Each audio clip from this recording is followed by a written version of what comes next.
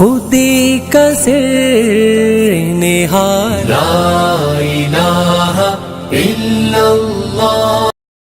یعنی ساری تاریخ جو سی نا آپ کے سامنے دہرا دی گئی کہ پہلے بھی یہ تحریک برپا ہوتی رہی، دشمن مخالفتیں کرتے رہے، انجام کار اللہ کے پیغمبر ہی غالب آئے، موسیٰ غالب آئے، فرعون کا نام و نشان مٹا، مسیح علیہ السلام کے پیرو غالب ہو گئے چند صدیاں بعد۔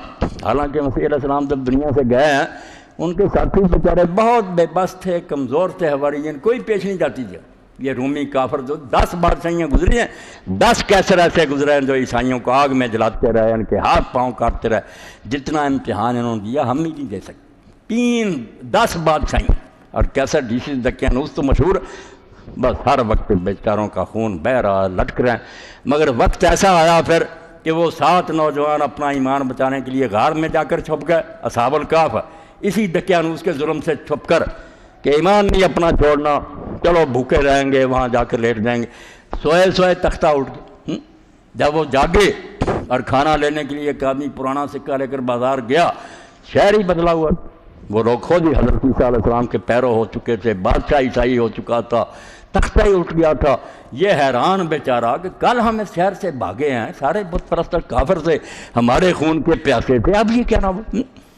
سکہ جو تھا جب دکاندار کو دیا، اس نے کہا کہاں سے لائے ہو، تمہیں کوئی خزانہ ملا؟ یہ تو صدیوں پرانا۔ یہ بیچارہ گھبرا گیا، حیران پریشان، اس کو کیا خبر تھی کہ کئی 100 سال گزر گئے، اللہ کی قدرت، سوئے رہے بغیر کھانے پینے۔ جب بہت زیادہ پریشان کیا، اس نے کہا یار کل ہم اس شہر سے بھاگے ہیں، بادشاہ نے ہمارے قتل کا حکم دیا تھا، کیا کر رہے ہو میرے ساتھ؟ وہ اور زیادہ لوگ حیران ہوئے کہ یا یہ جھوٹا ہے، چھپا رہا خزانہ، یا کوئی عجیب معاملہ۔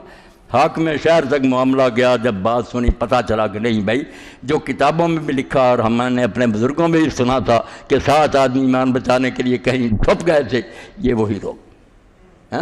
ساتھ لے کر پھر لوگوں کو وہ حاکم وقت غار پر گیا، جاگتے تھے، سلام کا، بات سنی، مگر پھر سب سو گئے، موت آ گئی، جو کام تھا ان کا پورا ہو گیا۔